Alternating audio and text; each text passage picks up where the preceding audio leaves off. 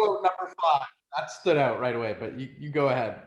Okay, everybody. So we're live for the third installment of the 10 Commandments series that I'm doing. I've been working through starting in Parshat Yitro, the first time the 10 Commandments have been given, then doing my second part on Shavuot when we received the Torah on Mount Sinai, and now we're in part 3. And that's because there's the repetition of the 10 Commandments in this week's Parsha. So we're going to get into today. I'm going to stay on the 10th Diber, the 10th command, and focus on Lo Tachmod. And in particular, one area that I think within Lo Tachmod, not coveting, that we can all improve on, which is the path of brachot or blessings. And this is going to be dedicated to Safta Yona Bat Chana V'Shlomo, the grandmother of my wife Atara, who had a saying herself, Hakol b'yad Elokim, all is in God's hands. God's hand is with us all. And the path of blessings is one of the ways that we can feel God's presence in our life and connect us better with other people. So may her memory be for a blessing and her neshama have an aliyah. And Amen. Let's get into this. Amen. So I'm with a few people, the Stearns and Gary Tile, my father. And we're going to just focus a little bit on blessings and see how we can increase this into our life and make life more meaningful as a result. So we're going to be guided by the words of Rabbi Sachs Zatzal, that the first words we say on waking are Modeh ani lefanecha, I thank you, living and eternal King. We thank before we think. So just to review, we are going to be focused on the 10th Diber. The 10th Diber is Lo Tachmod, not to covet. We're commanded in 2 different places. Right now, we're going to be looking at Devarim. Yes? Yeah? So if you don't mind, okay. Yeah. Just on Modeh Ani, the translation in English is actually not accurate because it's really Modeh. Okay, it's thank. Okay, first. So we really don't say I when we get up in the morning, because if we're going to be living a life where we have gratitude to our Creator, it has to be with Modeh before Ani. It's true. It should really say grateful I am, thankful I am. Before you say I, you say thank you. So that's another way to look at it for sure. Yeah. So in Devarim, which is our parsha, we're going to just look very briefly at Lo Tachmod, Velo Titaveh, not to covet our neighbor's wife, our neighbor's house, the field, the servant, the donkey, anything else that's the neighbor's. We're not supposed to covet and desire. We're not supposed to make active plans towards it. And we're not supposed to even desire it in our heart. And so that's what we're going to try and focus on, how we can do a tikkun, a fixing of this very hard command of not desiring what other people have that are not ours. To do so, we have to go back to Gan Eden, the Garden of Eden, where we are given one command, basically. The command is enjoy everything that the garden has to offer, but don't eat from one tree. All the trees are for you, but don't eat from one tree. And we're not going to get into the details as to how Chava, Eve, was deceived by the snake. But what we do know, and by the way, is the service okay? Do you hear me? Everybody can hear me okay? Yeah. Okay. So we're going to just go back and look at her words. She's been taken over by the snake, essentially. And the snake says to her, come eat from this tree, the one tree that's not yours. Everything's yours, but eat from this tree, the one tree that you're forbidden from. And the 2 verbs that we see that she has, Vatera ha'ish ki tova eitz lamachal, she saw it was good to eat. Ta'ava la'enayim, desires for the eyes. Nechmad ha'etz la'askil, and it's lovely as a source of wisdom or intelligence. These 2 verbs, lo tachmod, lo titaveh, are found way back in the Garden of Eden. The only place in the Torah where these 2 verbs are together is in this context. This story is a real strong and deep way to understand lo tachmod. All of a sudden, something that is not ours, we desire after with our eyes and with our hearts. And all of a sudden, we get ourselves in a position where we take what is not ours to have. And there's a whole long list of stories with this theme all throughout the Tanakh. Just to go over them briefly, we have Cain and Hevel. Cain wants Hevel's relationship with God, his sacrifice, doesn't get it, isn't even able to speak to his brother, ends up killing him. Jealousy, anger, there's sadness. Rivka and Yaakov, there's so much confusion in this story. We're not going to get into the details, but essentially, Yaakov wants the birthright of Esav. Rivka wants the blessing of Esav. We have a lot of family machloket and arguments, long-term tension. Yaakov and the brothers and Joseph, we see this again and again and again, that Joseph has a certain relationship with his father. The brothers are jealous, sometimes for good reason, ends up being sold into slavery. Almost the whole family has to go to Egypt. We see Korach, Moshe's cousin, right? Moshe's second cousin, Arthur. He wants what Moshe and Aaron have, tries to create a rebellion, gets swallowed into the earth. You have Shaul, is jealous of King David and all of King David's success, tries to spend a lot of time killing him, and is eventually dethroned from the kingdom. Of course, you have Haman, the classic ingrate, has the whole kingdom to himself. There's a little Jew named Mordechai who is supposed to bow down to him, and he doesn't. He can't be happy. He tells his wife, literally, I have the whole kingdom, I have everything I want, but this person doesn't bow down to me, and I can't be happy because this person doesn't bow down to me. We're seeing over... Yeah? So how does Haman fit in as a non-Jew? Does Loy Sachmod even apply to him? I mean, let's even look at how all of these stories, or many of them, a few of them at least, have even become before there was such a thing as a Jew. You see how, it's not one of the 7 commandments of the Bnei Noach, but right. I think that the 10 commandments have a bigger picture that are applied to everybody in their own way, even if there's certain ways that, for example, we keep Shabbat that not everybody keeps. And this is a very human thing. I think this is why we're seeing it throughout Genesis. And often the stories in Genesis create the laws later. So I think it's a very high level to get to. And I think it should apply to everybody because it's a recipe for happiness.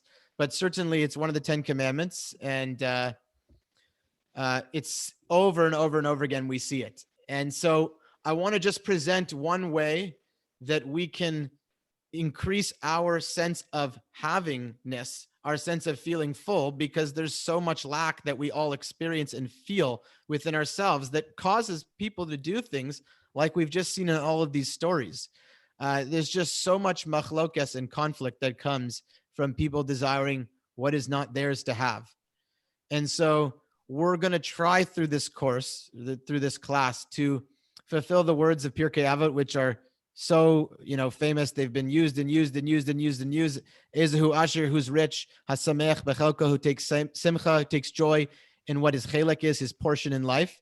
That's our goal here. Our goal is to be able to fulfill this saying of in Pirkei Avos and to defeat the lo tachmod in some small way. So just a little bit of history. Where did this idea of blessing? First of all, I'm taking for granted that we know what that means. It actually means a lot of things. It's going to mean some things that are maybe counterintuitive to what you think. But we're going to be looking at the source of the first time the word bracha, blessing, appears in relation to human beings. It comes right back in the beginning of Bereshit. The first thing happens is God creates humanity, B'Tselem Elokim, Zacharu Nekeva, male and female created them in his image. The next thing that God does, the first creative act after human beings are created, Vayevarech Osam, he blesses them. Vayomer lahem Elokim pru urvu, be fruitful and multiply. But as we're not going to get into the details of this, but essentially, it's not he blessed them saying, it was he blessed them, and then he said. The word blessing in and of itself is not necessarily just connected to what happens after. Blessing was the first creative act. Before God spoke to human beings, he blessed them. There is something primal about brachas, blessing, that is so tied to our tselem Elokim, our God image. Because what's the first thing we do once we're created? We are blessed. And if we really, it's a very interesting thing. We're very much told throughout the sages that we're supposed to imitate God. Mahu chanun v'rachum, afata haya chanun v'rachum. As God is compassionate, we're supposed to be compassionate. And so if the first thing, we are created in God's image, part of being created in God's image is having this creative capacity to make life, to bring life into the world. We're supposed to be like God. And the first thing God does after creating us to be like him is bless. So it is the most human thing in the world. The greatest human godlike capacity is to create blessings in the world. So much so, yeah. So the first blessing that the Almighty gives us is, does he bless us first and then we're told that we're created b'tselem Elohim, or is the bracha that we are created b'tselem Elohim? Well, it's first we're created b'tselem Elohim. We look back here. We're created in God's image, and the next thing that happens, once we're created in God's image, the first thing God does is bless us. And so there's something intimately tied to. I'm looking for the bracha word in there. Oh, here, vayivarech osam. Do you see it? Oh, okay. So that's an adjunct. Okay, I'm sorry. Okay. Yeah. That's right after. Okay. It's the first words that come after being created in God's image. The first words are, and God blessed them. And so as we're commanded to be like God, the first thing God does in relation to us is to bless. And so there's this mandate for us as being created in the God image to create blessings, to be blessings. So much so that we're supposed to, chayav adam levarech mea brachos b'chol yom. We're supposed to make 100 blessings a day at minimum. And we can go through different days, how many blessings we're supposed to do. But there's no mitzvahs that we do other than the constant mitzvot, like to love God, to fear God. There's certain mitzvot that are applying for every minute of every day. But like concrete, different mitzvot we do, blessings take the lead in terms of the quantity. Yeah. Noah, that's a braita, braisa by Rabbi Meir. Is that also Shulchan Aruch that we have to recite 100 brachas a day? I don't know. Maybe. I think probably it comes down that way. That's why all the laws are such that just if you follow all the blessings you're supposed to make, you'll make well over 100 blessings. Maybe not on Shabbat, and then there's other ways to get there, but we're aiming for 100 blessings a day at the very least. We don't have to go out of our way to do it. It's just the nature of the day, where we have 18 blessings 3 times a day, and then it gets more and more. So that's the importance of it. It's clearly supposed to be something we're doing all the time, and it's deeply linked to the being created in the image of God. And in terms of Jewish law, it starts and comes its origin is from the part of Deuteronomy where we're commanded ve'echalta ve'savata uvarachta es Hashem Elokecha ala aretz hatova asher nasan lach. We're supposed to eat, have satiation, and feel full, and bless God for the good land that he's given us. This is the origin of all the laws of making the blessings. So we were talking about blessings on a meta level. And in terms of Jewish law, we're commanded to make blessings based on this. And it actually has to do with after satiation of a full meal with bread. But what I found so interesting, one of the great commentators, the Chizkuni in France, actually says that through this one command, we can understand why we have so many blessings before food, before all these different things, before pleasures of all sorts of types, is that usually, so we can just look into this text for a second and see that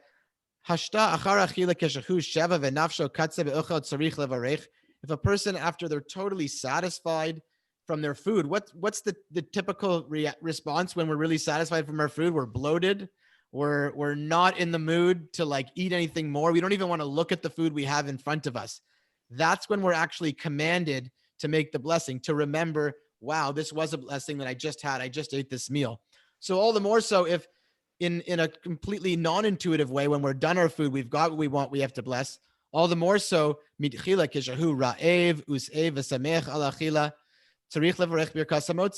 even more so at the beginning of the meal. Like imagine yourself before the food, you're really, really hungry. The food is in front of you. It smells delicious. You're walking down you're watching the waiter come over to the table. It's coming to you, the food. That's the natural time you would be like, oh, thank you. So I'm really excited for this meal.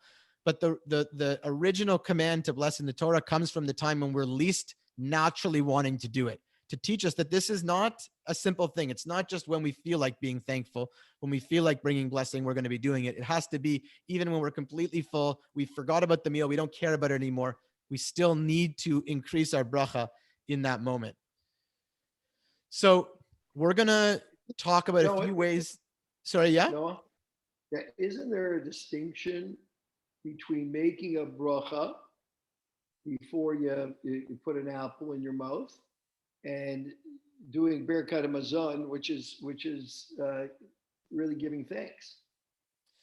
So all the blessings about food eating before, their origin, the laws, Torah related laws of blessings are only blessing on the Torah, Birkat Torah, before making a blessing before learning Torah, and a blessing after satiation.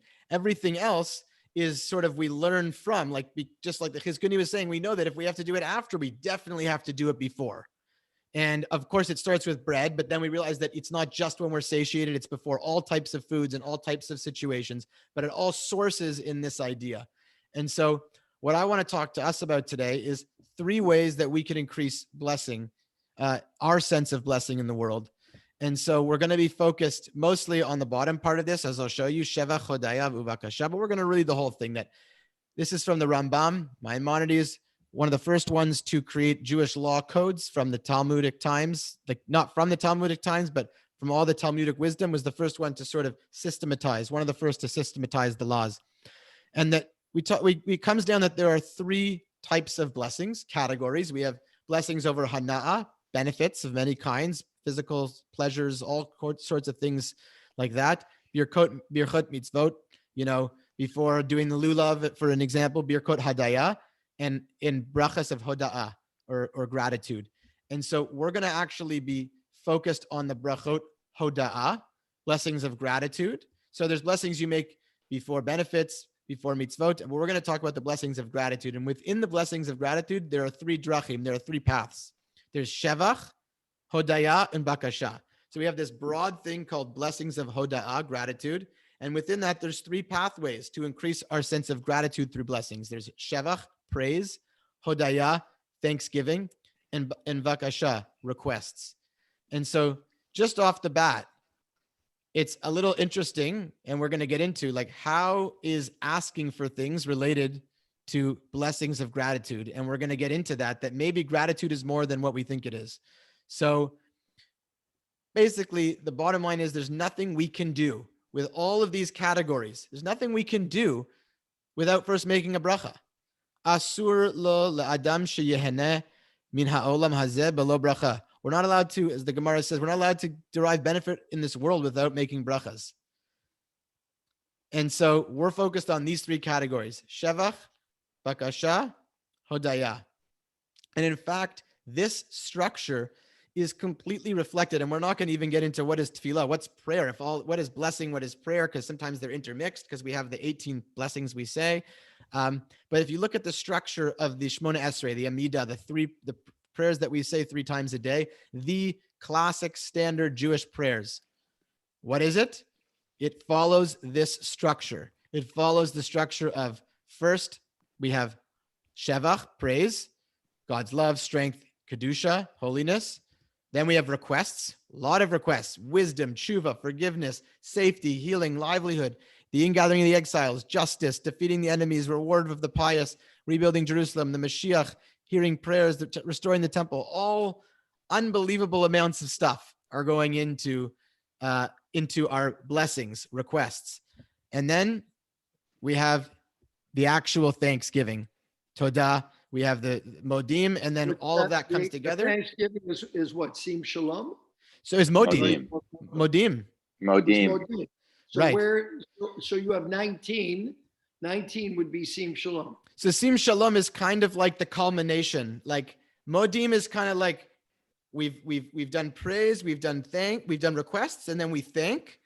And then shalom is like the wholeness, like the whole, like it's kind of like the conclusion of everything.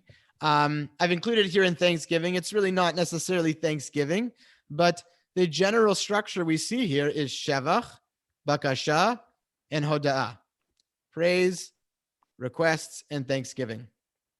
So I we're heard going to it. try to just talk a few minutes on each of these to understand that gratitude is not just thank you. It's not. It's just there's way more depth to that can make the thank you very rich. So let's just start with praise. Just a few tips on how to increase our sense of gratitude through praise. Number one, begin with praise. It should be our default conversation setting. We should have things at the tip of our tongue to say about people that are very positive. Just like we do, as much as we have many different types of conversation, our real default way should be like, I'm looking to praise this person. I'm looking to find the goodness in them and see it and acknowledge it and express it as the foundation of how I speak in the world, as I bring blessing. Number two is to be descriptive. In the first blessing alone of Shevach, of praise, we have how many different adjectives that we describe God. Gadol, Nora, the highest, Kel Elyon, Gomel Chasadim Tovim, Konei Hakol, the master of all, doer of good deeds, remembers, has a great memory, is the Redeemer, acts with love. In two sentences, we've come up with 9 different ways to express our praise towards God. And that's just the first one. And there's 2 more and many, many, many, many, many more descriptors. We should constantly have different words on our tongue that express how much we appreciate people in many, many different ways. This is what praise is. Praise is not, you're not saying thank you for anything. You're praising. You're finding the light and the greatness of people.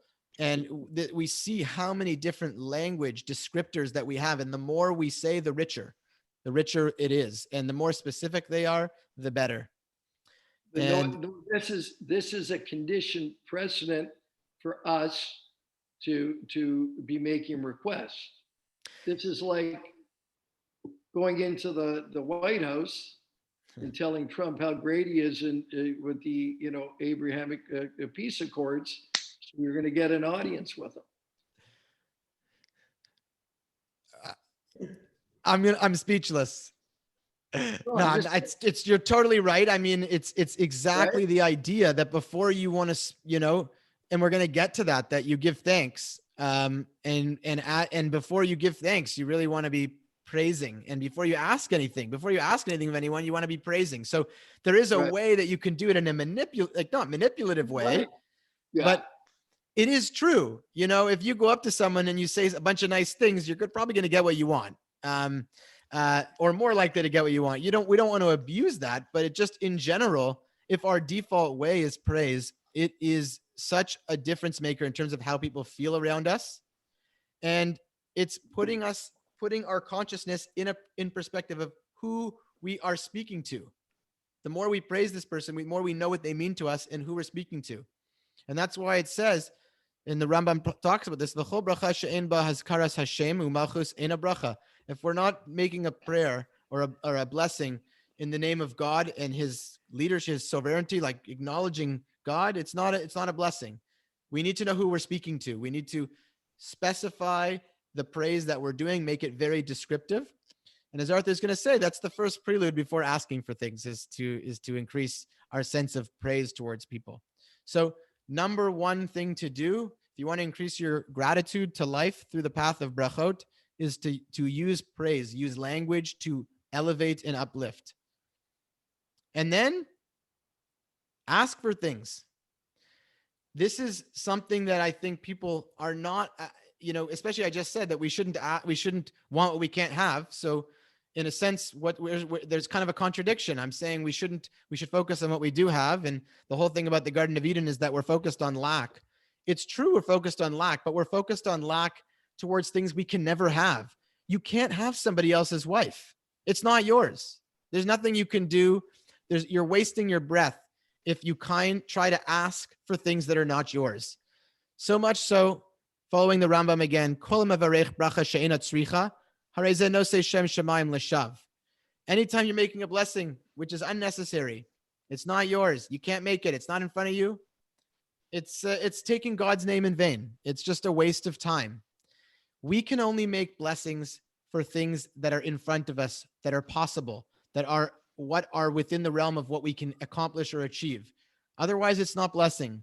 So when we're focused on lack, if our focus on lack is towards what is possible, what is actually realistic for us to have, even if it's very aspirational, we're starting with praise. So we have this general attitude and aura that we're so just happy about who the people around us are, what we have.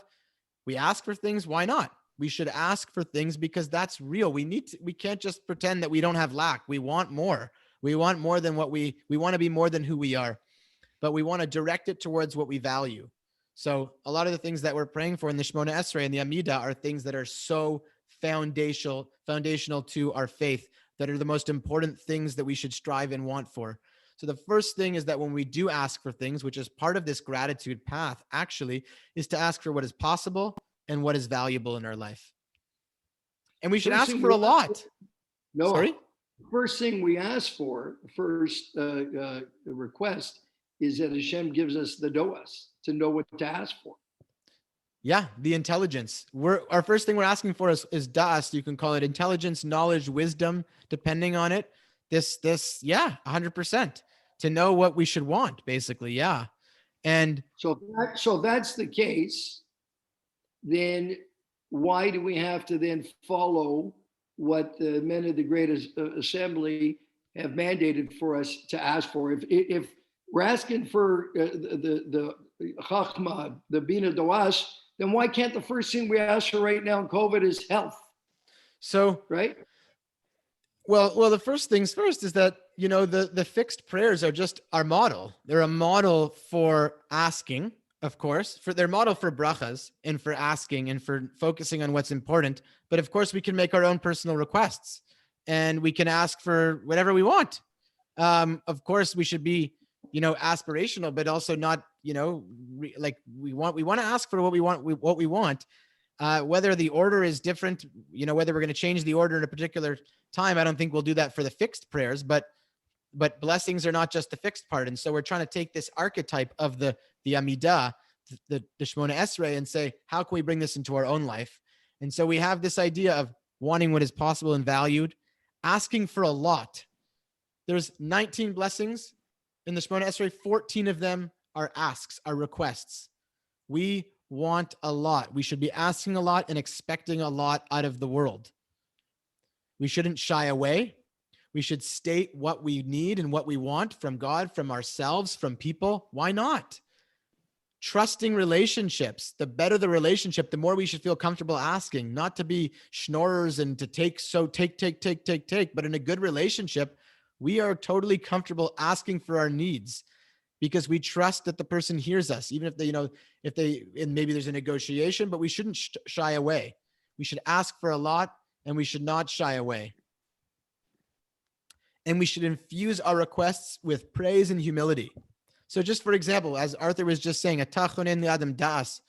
in our requests for das, for wisdom, we're praising God left, right, and center. We're saying, you grace us. Chonein is this gifting to us of wisdom, and you teach us understanding. You're the giver of wisdom. We're still asking for something, but we're showering it with praise and thanksgiving within a request. As well, making it personal. There's time in the Shemona Esrei to make our own personal prayers. We should be focused on our lack within the context of praise, within the context of blessing, but we should understand that there's nothing wrong with asking. There's nothing wrong with having a sense of we want more. We want to be better. We want more out of our life. That is part of the path of gratitude. And lastly, the most intuitive thing to do with gratitude is thanksgiving. So the last thing we do after praise, after requests, is to give thanks. And give thanks has two different meanings. The word itself has two different meanings. It is both thank you and an admission or a submission. Every time we thank somebody else, when we've been given something, when we've been given a blessing of some kind, when someone's done something for us, we are admitting that we are dependent beings. We're not singular individuals in the universe that are totally independent and don't need anything else. Just on a simple thing like getting your drinking water. If you just take a moment to realize how much labor, how much unbelievable amount of work and invention and innovation and technology has gone in to get you clean drinking water into your taps and into your houses. It's not normal to just it's not like in human history, we just had these things. And so when we get the blessing, we just really need to understand that we're admitting that we are dependent beings. And that's part of giving thanks, is to say, I have room in my heart to say, I'm not everything by myself. I need other people. And I'm so thankful for what other people bring to me. So the first thing just to remember is blessings are not about thank you. Gratitude is not just about thank you. We need to have a healthy sense of praise and a healthy sense of being able to ask for our needs. So yes, Thanksgiving is the gratitude, and Thanksgiving are almost synonyms, but there's so much more. However, we want to end with thanks. No matter what we've done, no matter how much we've asked for, no matter how much praise we've done, our world needs to have there needs to be a complete circle. Or a complete system of praise, request, and then thank you. Because thank you, if we don't say thank you, all we want is lack, and it goes on and on and on. And we see this the first time we talk about the word todah in the Torah, I believe, is in the context of Leah. Leah wants children from Jacob. Gets number one. What does she say when she gets number one? Now, so she's acknowledging some sort of like, God's seen me, but she says, Ki ataya havani ishe. Now my husband's going to love me. So she has a child. She doesn't say thanks necessarily. She's now focused on, okay, I have a child, but I want my husband's love. So she gets something. She wants more. She gets a second child. But no, implicit in that, the Lord has seen my affliction, is it an admission of somebody who was there for her. 100%. 100%. So there's obviously, I'm not even saying that Leah didn't say Thanksgiving at all. I'm sure she had lots to say, but this bottom line is that Ki ataya haveni ishe. Now my husband's going to love me. So it's, yes, I have a child, but I hope my husband loves me. My husband should love me now. And then has another ud vatahar ud. And what does she say? God, this is because I was unloved and I've gotten another one also. So there's still this focus. She didn't get what she wanted. She's still unloved. There's this general sense. I mean, she's not saying more like now this will happen, but she's just, it's like she gets another child and it's about she was unloved her husband didn't love her, and that's okay. Obviously, she wanted to be loved by Yaakov, and we can talk all about that, or was she not loved enough, or what that was. She has a third child, Levi, and she says again, Hapam, this time, ata yilavet ishe alaiki aldati lo shlashavanim. Now my husband's going to become attached to me because I have 3 sons. Again, a third time. She just wants her husband's love. And maybe that's fine. That's totally natural. But in the context of the child, the names of the child is in relation in some way to these situations. And finally, the 4th child comes, Fatahar Od, another one, has a son, and says, Hapa'am, this time, Ode es Hashem. I'm going to thank God. There's no strings attached there. There's no this thing or that thing. She has blessing. Something has been given to her, a child. And she says, enough. It's not the time for me to focus. Okay, I want my husband to love me. She still probably wants more of her life, of course. But she says, it's enough. I'm just going to thank God. And that's where the name Yehuda comes from. I will give thanks. And as Rashi says here, Shenatalti yoser mechalki me'atai yesh lahodot. I've got more than my share. So there's a way of looking at this that she got more than she needed from, there's the 12 tribes, and she got enough of her share. But you can also say, I'm focused on my share now. I've gotten more than I need. Thank you so much. That is the attitude that we want to have when it's Thanksgiving. We request, we praise, and we ask for lots of things. At the end of the day, we have to stop in the middle and say thank you and make it really a part of our life. Me'ata yeshli lehodot. Now I have what to thank. I have what to be thankful for. There's still lack. Is Leah being a simcha bechelmo? Bechelko. Or bechelko? Well, you picked up on that, right, Arthur? Yeah. It says or she's saying, I got more than my chelik. So that's the whole thing. Like we have to have a chelek. The whole thing about being happy with our portion, we have to have a portion, and maybe we need that. And she has that. I don't even know. There is that intertextuality there of being sameach b'chalko, happy with our portion. And she's saying yoter mechalki from Rashi here. So I'm sure Rashi clued into that. I'll have to think more about that. But essentially, what we're seeing here is just the importance of stopping, no matter what you've gotten, you're requesting, you've got to stop and say thank you. And you've got to search it out, big and small. So we see this in the blessing itself for Thanksgiving. The Al Nisecha, for the miracles, the Al Nifloatecha v'tovatecha. So there's miracles, there's big things, and we're supposed to try and see those even every day. And then there's things that are with us at all times, morning, evening, in the afternoon, giving thanks for those things. It's got to be something that we're constantly on the lookout for. Even as we're in a world of, we're looking for what are we lacking? It's important to acknowledge that, but it's also important to bring in the bracha. And so those are three things that are really a part of gratitude. Gratitude is not just about thanks. It's about lots of praise, lots of asking in trusted relationships to God and others. And of course, thank you, Thanksgiving. And what's the point anyway? Kol habrachot kedei lizkor et haborei tamid u'lira mimenu, to remember God and be in awe. So if all these blessings are in order to increase our consciousness of the blessings of God and awe, our fear of him, similarly with people, when we are making blessings, whether praise, request, and thanks, it's creating more intimacy in our relationships. Noticing, as Saftiana says, the Yad Elokim, the Kol B'Yad Elokim, seeing God is with us in our life. And when we make the path of blessings in the world with the people around us, we're feeling closer to them. We're feeling that connection. We're liskor, we're mentioning, we're bringing them in. And the first thing we do, of course, every single morning is modeh ani, thankfulness, modeh. Remember we talked about the three paths. We have the brachas of hanaya, benefit, mitzvot, mitzvahs, and hodaya or hoda'ah. The path of blessings. The path of blessings has praise, request, and thanks. And it's summed up in the first thing we're supposed to do in the morning. The first thing we're supposed to do before anything else, as Rabbi Sachs Tetzel says, thank before we think. That is the basic pathway of how we're supposed to live. Praise, request, thanks. So that is my presentation. Thank you so much for listening, everybody. I'm going to stop the recording. I hope it was enjoyable.